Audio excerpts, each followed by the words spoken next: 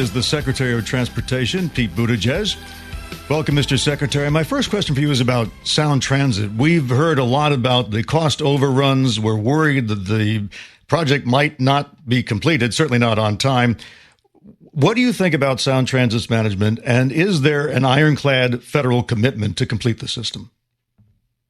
Well, look, we're going to keep working with Sound Transit to make sure that they can meet their goals and meet federal requirements. I can't speak for them, but we are making sure that when it comes to any and all federal support that's appropriate, that we're here for them and for every transit agency in the country. I mean, we're doing more right now in terms of transit investments than ever before in the history of the country. Fundamentally, of course, many of the key decisions are made locally, but we're going to make resources available, and we're going to make all of our oversight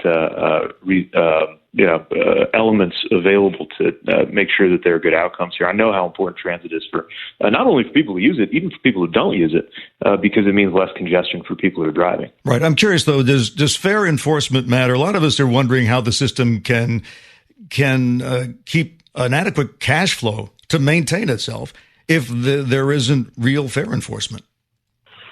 Well, again, it's different from system to system. What I'll say is that actually for most systems, the fare box is not the majority of the funding, although I'm not sure how the numbers add up for Sound Transit.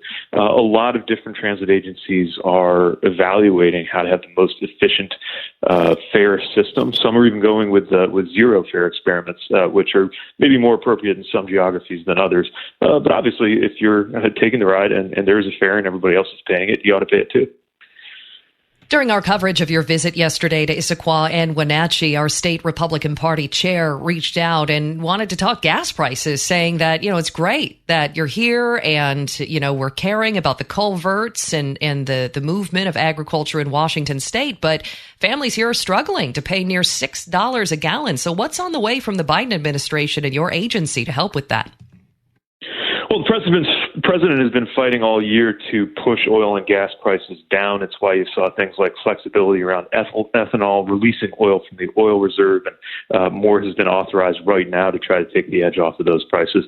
Obviously, this is one of the problems we face, though, when we are dependent on a commodity that gets traded globally and where so much of it is produced in countries that obviously don't have our best interest at heart. We're also taking a look at what the companies are doing. The spread between the wholesale price of oil and what you and I have to pay at the pump, that's much higher than normal right now. And that's something that deserves a serious look.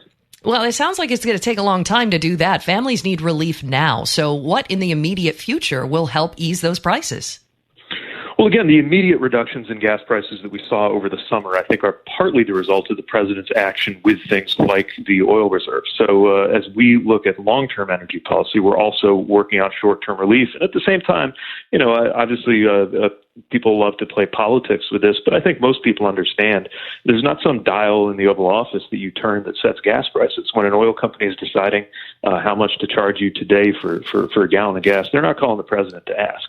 It's based on these forces, some of which we can do something about and are, but some of which are half a world away, reminding us of why we need to boost domestic clean energy production so Americans aren't forced to have to worry about what's happening in a boardroom in Saudi Arabia. What about a tax holiday? That's been proposed. The president's called for that, and Congress has so far not taken that step. I think some states are looking at that, just given the pain. I mean, certainly we're seeing here in Washington state high prices. I think that continues to be on the table and a way to get relief. One thing about electric vehicles, which a couple listeners brought up, we see in Puerto Rico the complete failure of the power grid, and unfortunately that hasn't happened here. But were it to happen and everybody has an electric car, you're out of luck. So is there a backup plan? The reverse is true. So if you have these electric vehicles, especially the newer ones that are coming onto the market, like the pickup trucks you see coming out of Detroit, they can double effectively as generators. That energy that gets stored in them is actually part of the resiliency for a neighborhood. Now, obviously, when there is a major disaster, that can cut off the availability of electricity to a given area. But if you think about it for 1 second, it also cuts off the availability of gasoline to that area. So, what we've got to make sure of is that we have more resilient systems across our transportation networks and preparing our grid for the increased frequency of severe weather. That's just one part of what we got to do to make sure that America is strong in the face of the different kind of climate issues we're seeing as we go deeper and deeper into the 21st century. We are in the thick of campaign season. You were flanked by Democrats as you visited parts of our state. No doubt everyone's on the campaign trail. Yourself included, many believe you're next in line to lead the Democratic Party. Will that happen?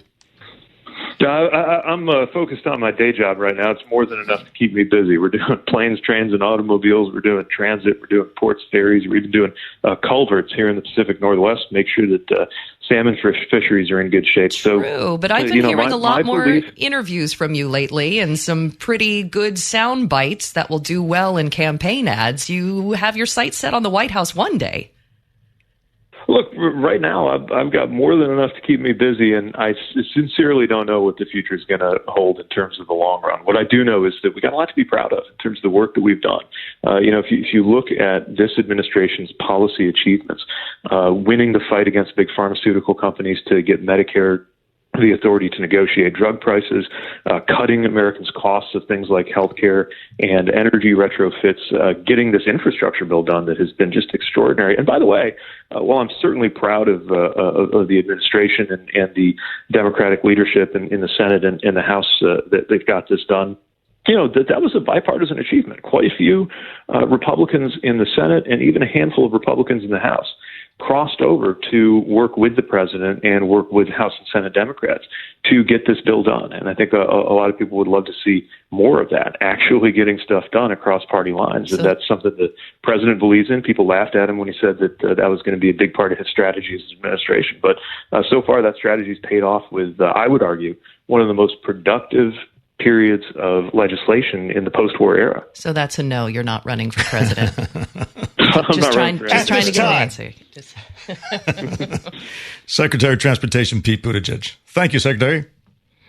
Thanks for having me on.